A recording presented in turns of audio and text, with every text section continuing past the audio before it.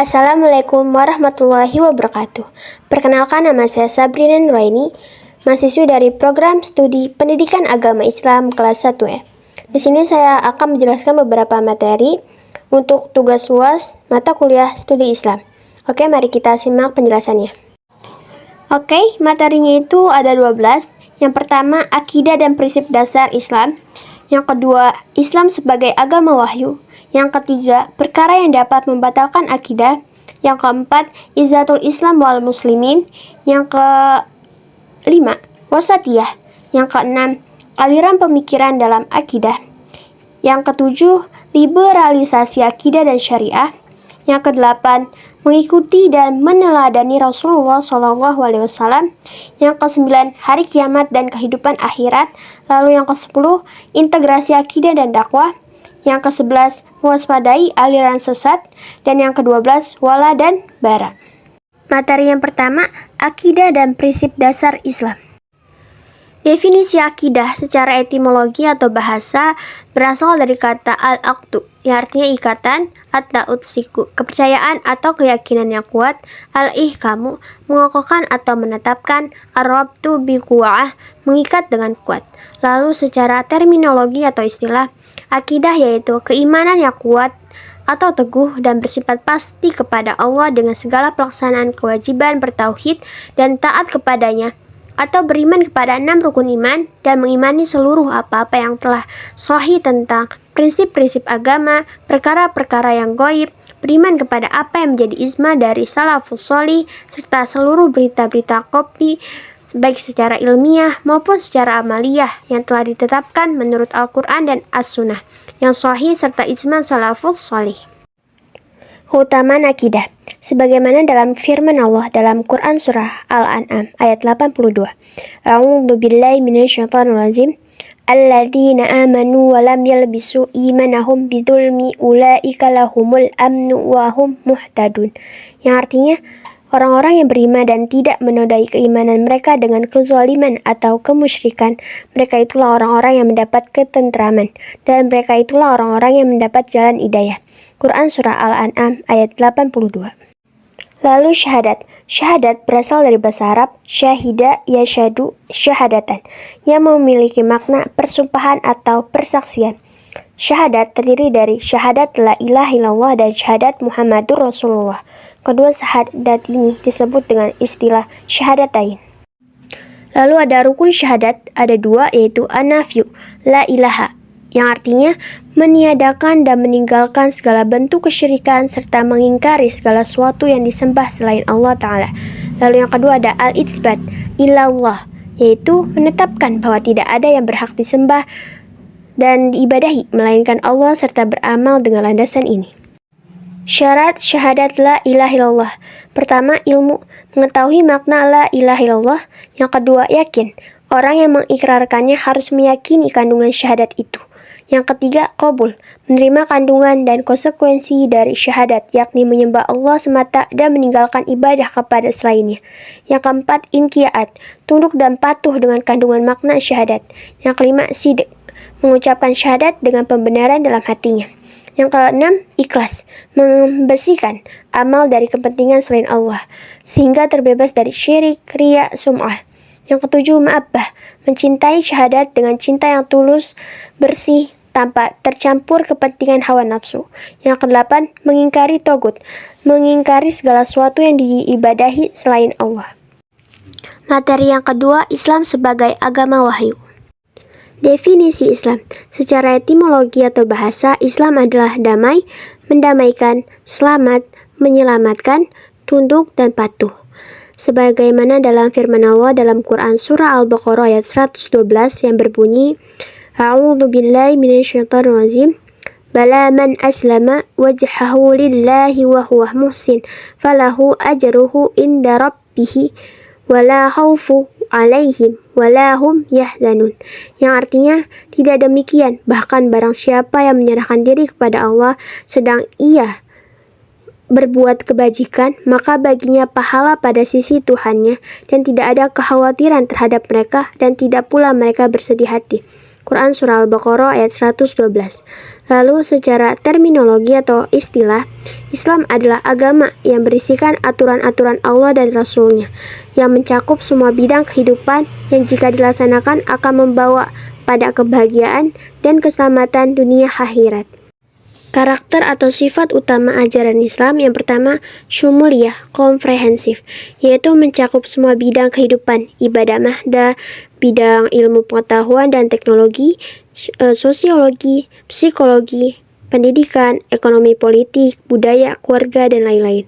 Lalu yang kedua ada alamiah, universal, berlaku sepanjang masa dan berlaku bagi setiap suku bangsa tanpa terkecuali. Lalu ilahiyah atau rabbaniyah, ajaran yang bersumber dari Allah Subhanahu wa taala yang nilai kebenarannya bersifat mutlak dan absolut.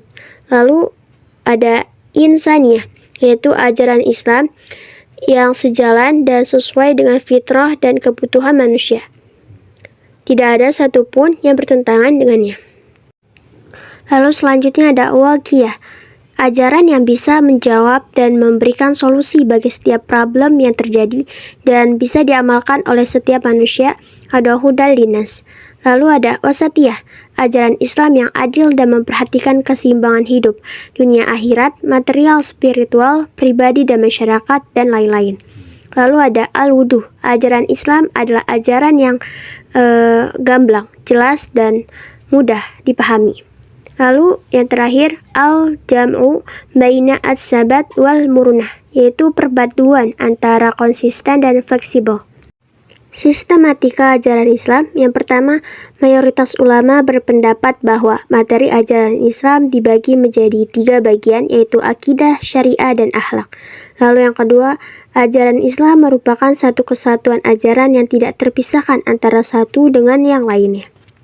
Materi yang ketiga, perkara yang dapat membatalkan akidah. Yang pertama, irtidat atau riddah. Secara etimologi, kata ini berarti kembali. Lalu secara terminologi, berarti keluar dari agama Islam atau meninggalkan Islam. Lalu ada macam-macam riddah. Yang pertama ada riddah dengan niat atau keyakinan, murtad i'tiqad. Lalu yang kedua riddah dengan ucapan atau candaan, murtad qauli. Lalu yang ketiga ada riddah dengan perbuatan, murtad fi'liyah. Lalu yang keempat riddah dengan keraguan. Yang kedua syirik atau kesyirikan.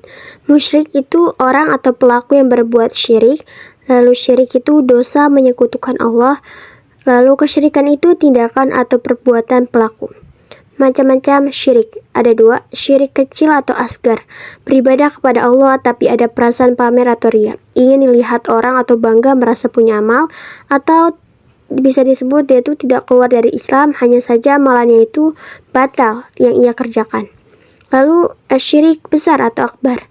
Sujud kepada selain Allah, berkorban kepada selain Allah seperti orang murtad. Batal total keimanannya. Yang ketiga, mengaku sebagai nabi. Mengaku ada nabi baru setelah Nabi Muhammad SAW atau mengaku sebagai nabi, itu murtad. Nabi Muhammad SAW itu nabi yang terakhir. Yang keempat, menghalalkan yang haram atau mengharamkan yang halal. Allah Subhanahu wa taala itu menghalalkan pernikahan dan mengharamkan berzina. Lalu Allah Subhanahu wa taala itu menghalalkan jual beli dan mengharamkan riba. Yang kelima, aliran-aliran modern dalam dunia pemikiran atau akidah. Pembatal akidah modern melalui perang pemikiran itu ada paham ateisme, paham komunisme, paham liberalisme. Materi keempat, izzatul Islam wal muslimin. Definisi izzah. Secara bahasa, izzah itu berasal dari kata azid, yang berarti perkasa, mulia, kuasa, agung, jaya, kekuatan, dahsyat, tak terkalahkan, dan juga lawan kata hina. Secara istilah, izzah berarti suatu istilah yang menunjukkan kejayaan Islam dan pemeluknya dari kalangan kaum muslimin yang memiliki wibawa di hadapan musuh-musuhnya dan tidak terkalahkan oleh mereka. Ciri-ciri atau karakteristik izzatul Islam wal muslimin. Yang pertama, tauhid, mengakui keesaan Allah dalam sifat-sifatnya seperti kekuasaan, kebijaksanaan, dan kasih sayang. Yang kedua, loyalitas, kesetiaan dan ketaatan kepada Allah, Rasulullah, dan agama Islam. Lalu yang ketiga, karunia, nikmat dan anugerah yang diberikan oleh Allah Subhanahu wa taala kepada makhluknya. Yang keempat, amal soleh, perbuatan baik yang dilakukan oleh manusia untuk mendapatkan ridho Allah Subhanahu wa Ta'ala. Yang kelima, budaya ilmu, upaya untuk mencari dan mengembangkan ilmu pengetahuan, baik ilmu agama maupun ilmu umum. Lalu yang keenam, berjuang, permohonan upaya untuk mempertahankan dan membela agama Islam serta memperjuangkan kebenaran dan keadilan. Yang ketujuh, manhaj nubuwah, metode dan cara hidup yang dicontohkan oleh Nabi Muhammad SAW. Lalu yang kedelapan, saintek, upaya untuk mengembangkan ilmu pengetahuan dan teknologi untuk kemajuan umat manusia. Yang kesembilan, dakwah, upaya untuk menyebarkan agama Islam dan mengajak orang lain untuk memeluk agama Islam. Yang kesepuluh, doa, permohonan dan permintaan kepada Allah Subhanahu wa Ta'ala untuk mendapatkan sesuatu yang diinginkan. Dan yang terakhir, sabar, menahan diri dari perbuatan yang tidak baik dan menunggu hasil dari Allah Subhanahu wa Ta'ala. Materi kelima, wasatiyah, Islam wasatiyah. Islam wasatiyah, yaitu bagaimana berislam dengan cara yang adil, dengan pilihan yang terbaik, berada di jalan tengah, tidak ekstrim kanan dan kiri, tidak terlalu hulu, berlebih-lebihan, tetapi dengan cara pertengahan. Makna wasatiyah, dalam bahasa Arab, Islam yang penuh keadilan, Islam yang menuju jalan lurus atau siratul mustaqim. Orang yang wasatiyah memiliki prinsip islahiyah, yaitu prinsip yang didasarkan pada gagasan perbaikan, yang melakukan perbaikan dalam segala aspek kehidupan, reformatif dengan berpijak pada kerangka nilai dan juga mengakomodasi kemajuan zaman, tidak terlalu kaku dan tidak terlalu bebas. Umatan wasatan, yaitu dalam tafsir As-Sadi, yaitu umat yang berada di posisi pertengahan atau moderat, umat yang memiliki sikap adil, seimbang, tidak ekstrim, dan mampu menjalankan ajaran agama secara moderat. Prinsip-prinsip dalam masalah wasatiyah, yang pertama tawazun atau seimbang, lalu ihtidal atau adil, lalu islahiyah reformatif, lalu aulawiyah. Manfaat dari masalah wasatiyah akan menjaga umat atau himayatun humah di pertengahan dalam konsep umat akan terjaga, baik itu akidah, pikiran, akhlak, muamalah. Orang yang wasatiyah selain jaga agama, tapi jaga umat kaum muslimin. Wasatiyah harus seimbang antara khauf, takut kepada Allah karena murkanya, dan roja, mengharap ridho dan rahmatnya. Wasatiyah dalam urusan dunia dan akhirat, seseorang dituntut untuk punya bekal dunia dan akhirat. Jangan tawakal saja, tapi tidak mau ikhtiar, begitupun sebaliknya. Materi keenam yaitu aliran pemikiran dalam akidah. Ahli sunnah wal jamaah adalah kelompok muslim yang mengikuti ajaran, tradisi, dan praktik Nabi Muhammad SAW dan para sahabatnya dalam hal akidah, ibadah, dan perilaku, dengan berpegang teguh pada Al-Quran dan Sunnah sebagai pedoman utama, serta mengambil jalan moderat di antara ekstremisme. Kelompok ahli sunnah menurut Al-Safarini dan Al-Hambali itu ada 3, Al-Atsariyah dan imamnya Ahmad bin Hambali, lalu Al-Asy'ariyah dan imamnya Abu Al-Hasan Al-Asy'ari, lalu ada Al-Maturidiyah dan imamnya Abu Mansur Al-Maturidi, lalu menurut As-Subki ulama Syafi'i itu ada 3, ahli hadis, rasionalis, lalu ahli tasawuf. Jenis-jenis aliran akidah, yang pertama ada Khawarij. Secara etimologi berarti keluar. Mereka adalah kelompok yang awalnya mendukung Ali bin Abi Thalib, namun keluar meninggalkan barisan karena tidak setuju dengan tahkim dalam perang Siffin. Lalu yang kedua ada Syiah. Syiah adalah pengikut atau pendukung Ali bin Abi Thalib dan keluarganya yang meyakini bahwa Ali adalah penerus sah kepemimpinan Islam setelah Nabi Muhammad SAW. Yang ketiga ada Mu'tazilah, yaitu aliran teologi yang bersifat rasionalis, muncul karena perselisihan mengenai status pelaku dosa besar dan sifat-sifat Tuhan. Yang keempat, Murji'ah, berasal dari kata arza'a yang berarti menangguhkan. Aliran ini muncul sebagai reaksi atas perdebatan politik dan teologis mengenai dosa besar. Yang kelima ada Nazariyah. aliran yang merupakan cabang dari Jabariyah, didirikan oleh Husain bin Muhammad An-Nazar. Yang keenam ada Zabariyah, aliran yang berpendapat bahwa manusia tidak memiliki kebebasan kehendak atau ikhtiar dalam melakukan perbuatannya. Lalu yang ke-7 ada Musyabi'ah, aliran yang berkeyakinan bahwa Allah memiliki kemiripan atau keserupaan dengan makhluknya. Yang terakhir ada Mujasimah, aliran yang berpendapat bahwa Allah itu jism, memiliki tubuh atau fisik. Materi ke-7, liberalisasi akidah dan syariah. Sejarah ringkas. Sebagai sebuah gerakan, liberalisme berawal pada masa Renaissance, reformasi Protestan, dan revolusi ilmiah. Makna liberalisme. Liberal adalah sebuah sikap mental terhadap kehidupan dan persoalannya yang menekankan nilai kebebasan bagi individu, kelompok minoritas, dan bangsa. Liberalisme di Indonesia. Wacana Islam liberal menyorot perhatian publik di pertengahan tahun 2000-an. Terbentuk Jaringan Islam Liberal atau JIL. Istilah tersebut semakin banyak digunakan dengan terbitnya buku Charles Kurzman yang berjudul Liberal Islam A Short Book. Program Islam liberal. Yang pertama, menegaskan ketidakrelevanan Islam dengan perkembangan zaman, lalu membongkar prinsip akidah, syariah, dan tatanan moral dan sosial Islam. Contoh liberalisasi. Yang pertama, liberalisasi akidah, seperti pluralisme agama, desakralisasi Al-Quran. Yang kedua, liberalisasi syariah Islam, seperti melegalkan pernikahan beda agama, legalisasi lesbian dan homoseks, menggugat larangan wanita jadi khotib dan imam pada sholat Jumat. Materi ke-8, mengikuti dan meneladani Rasulullah SAW. Yang pertama, dengan menaati semua yang diperintahkan oleh Rasulullah SAW. Sebagaimana dalam firman Allah, Quran Surah An-Nisa ayat 80 yang artinya, siapa yang menaati Rasul Muhammad, maka sungguh telah menaati Allah.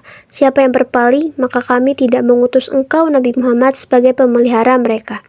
Lalu yang kedua, membenarkan semua perkara yang beliau kabarkan. Dalam Quran Surah An-Najm ayat 3-4 yang artinya, dan tidak pula berucap tentang Al-Quran dan penjelasannya berdasarkan hawa nafsunya. Al-Quran itu tidak lain kecuali wahyu yang disampaikan kepadanya. Yang ketiga, menjauhi semua yang beliau larang dan beliau peringatkan. Sebagaimana dalam firman Allah, Quran Surah Al-Asyr ayat 7 yang artinya, apa yang diberikan Rasul kepadamu, terimalah. Apa yang dilarangnya bagimu, tinggalkanlah. Bertakwalah kepada Allah, sesungguhnya Allah sangat keras hukumannya. Lalu yang keempat, tidak beribadah kepada Allah kecuali dengan apa yang beliau syariatkan.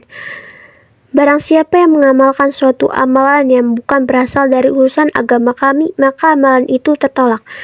Hadis riwayat Bukhari dan Muslim.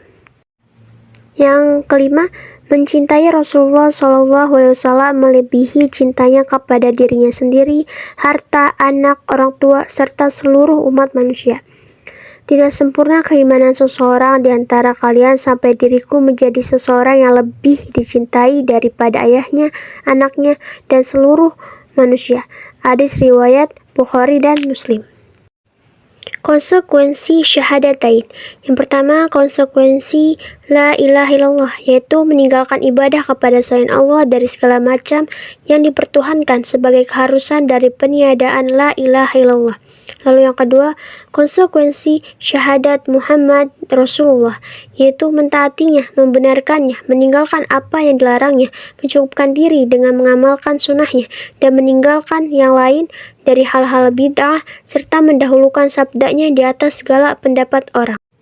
Yang terakhir, konsekuensi dua syahadat tersebut adalah senantiasa memenuhi panggilan Allah dan Rasulnya, patuh terhadap perintah dan menjauhi segala larangannya. Sebagaimana dalam firman Allah dalam Quran Surah Al-Anfal ayat 24 yang artinya, wahai orang-orang yang beriman, penuhilah seruan Allah dan Rasul Nabi Muhammad apabila dia menyerumu pada sesuatu yang memberi kehidupan kepadamu. Ketahuilah bahwa sesungguhnya Allah membatasi antara manusia dengan hatinya, dan sesungguhnya kepadanya lah kamu akan dikumpulkan.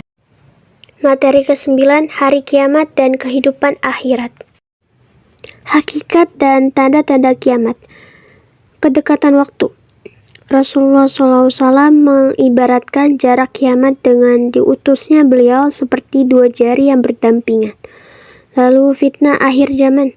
Munculnya Dajjal sebagai fitnah terbesar selama 40 masa.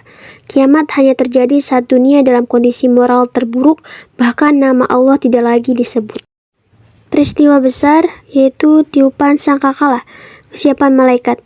Malaikat Israfil sudah bersiap dengan sangkakala di mulutnya sejak Nabi menyampaikan risalah.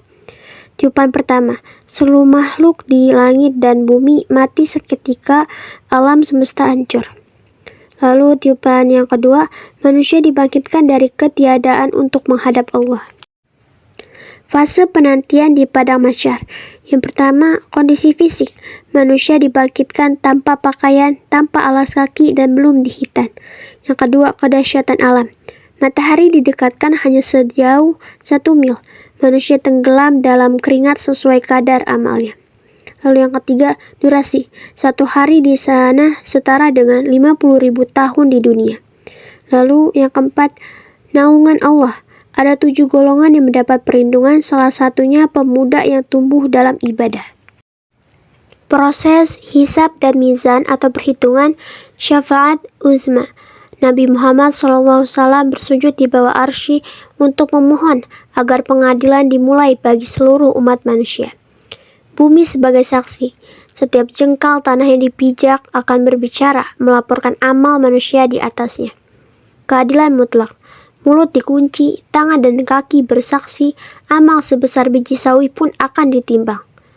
Golongan tanpa hisab. 70.000 orang dan kelipatannya masuk surga tanpa perhitungan karena kemurnian tauhid dan tawakalnya. Jembatan Sirat dan keabadian. Telaga Kautsar. Fasilitas minum bagi umat Nabi Muhammad SAW, sekali minum tidak akan haus selamanya. Menyeberangi Sirat. Jembatan di atas neraka dengan kaitan-kaitan tajam, kecepatan lewat bergantung pada kualitas iman. Lalu penyembelihan kematian. Setelah penghuni surga dan neraka menetap, kematian diwujudkan dalam bentuk makhluk, lalu disembelih sebagai tanda dimulainya keabadian total. Materi yang ke-10, integrasi akidah dan dakwah. Hubungan akidah dan dakwah. Integrasi mutlak. Akidah dan dakwah tidak dapat dipisahkan. Dakwah adalah misi untuk meneruskan perjuangan Rasulullah SAW dalam meluruskan akidah umat agar keluar dari kegelapan menuju cahaya. Lalu, ibadah paling mulia.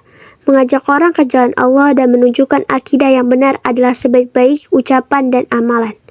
Lalu, keberuntungan da'i. Orang yang berdakwah akan mendapat pahala yang terus mengalir dari orang yang mengikutinya tanpa mengurangi pahala mereka sedikit pun. Esensi dan peran dakwah. Pahala yang besar.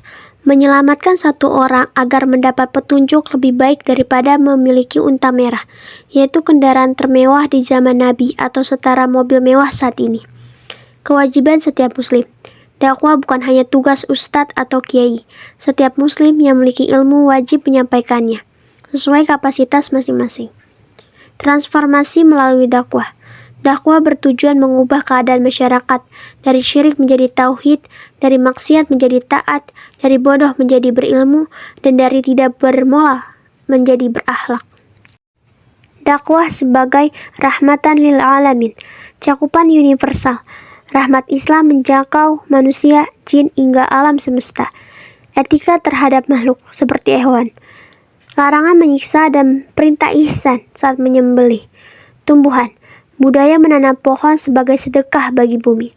Lalu karakter dakwah. Merangkul, bukan memukul. Mencerahkan, bukan menggelapkan. Dan menenangkan, bukan membuat panik. Dakwah sebagai benteng negeri. Pencegah azab.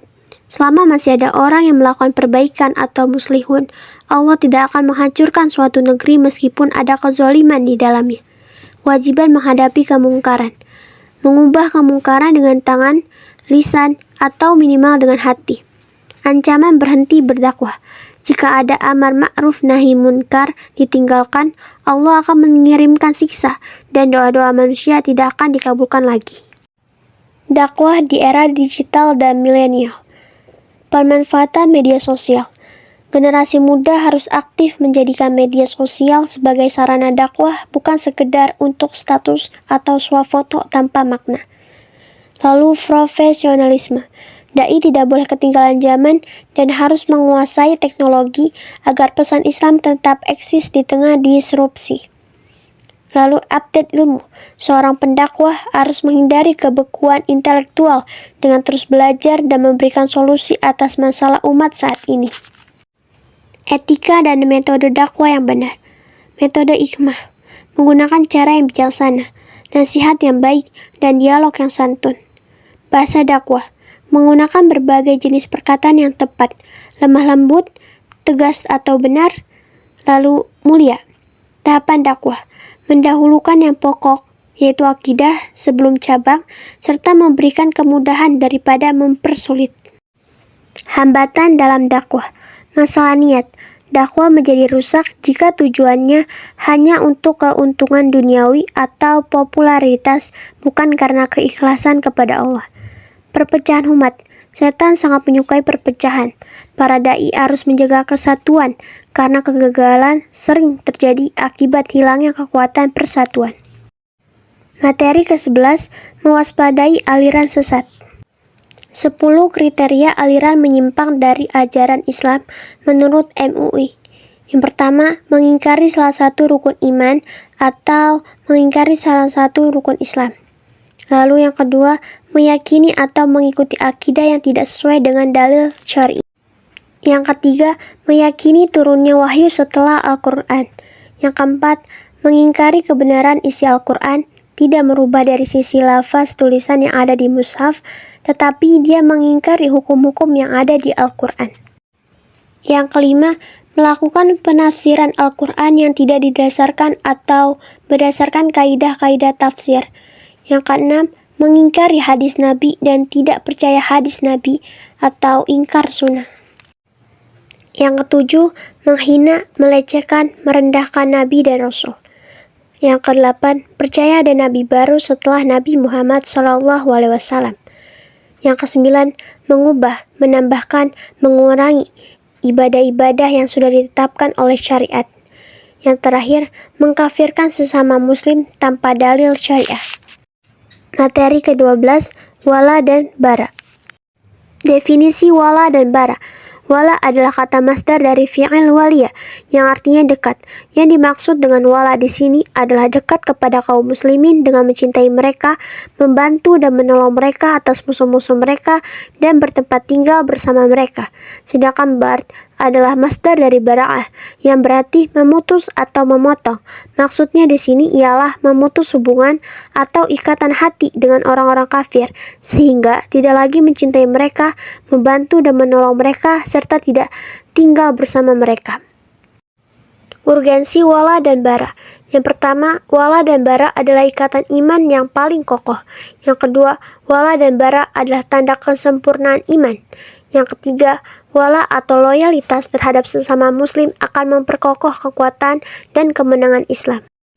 Yang keempat, wala atau loyalitas terhadap sesama muslim akan memperkuat barisan dakwah. Yang kelima, bara atau melepaskan diri dari ikatan orang-orang kafir adalah sebuah kewajiban. Yang keenam, bara atau berlepas diri dari segala macam kesyirikan adalah risalah dari para rasul. Sikap wala atau loyal terhadap kaum muslimin. Yang pertama, hijrah ke negeri kaum muslimin dan meninggalkan negeri kaum kafir. Hal itu dengan maksud untuk menyelamatkan agama. Yang kedua, berusaha menolong dan membantu kaum muslimin dengan jiwa, harta, dan lisan dalam segala hal yang mereka butuhkan, baik dalam urusan agama maupun dunia. Yang ketiga, memberikan nasihat kepada mereka, menyukai kebaikan bagi mereka, tidak berkhianat, dan tidak menipunya. Yang keempat, menghormati dan memuliakan kaum muslimin serta tidak merendahkan dan mencela mereka. Yang kelima, senantiasa bersama-sama dengan mereka, baik dalam keadaan sempit atau miskin, maupun lapang atau kaya, dan dalam keadaan susah maupun senang. Lalu yang keenam, mengunjungi kaum muslimin, senang bertemu dan berkumpul bersama mereka. Yang ketujuh, menghargai hak-hak orang mukminin. Yang kedelapan, mendoakan kaum muslimin dan meminta ampunan buat mereka. Sikap bara atau berlepas diri dari orang kafir. Yang pertama, tidak menyerupai budaya-budaya kafir dalam segala hal. Yang kedua, bermukim di negeri mereka dan tidak mau pindah atau hijrah ke negeri kaum muslimin untuk keselamatan agamanya. Yang ketiga, berkunjung ke negeri mereka dengan tujuan rekreasi dan bersenang-senang. Yang keempat, haram hukumnya menjadikan orang kafir umum sebagai pemimpin. Yang kelima, meminta tolong, memberikan kepercayaan, dan menempatkan mereka pada jabatan-jabatan yang padanya ada rahasia-rahasia kaum muslimin, serta menjadikan mereka sebagai orang kepercayaan dan penasihat.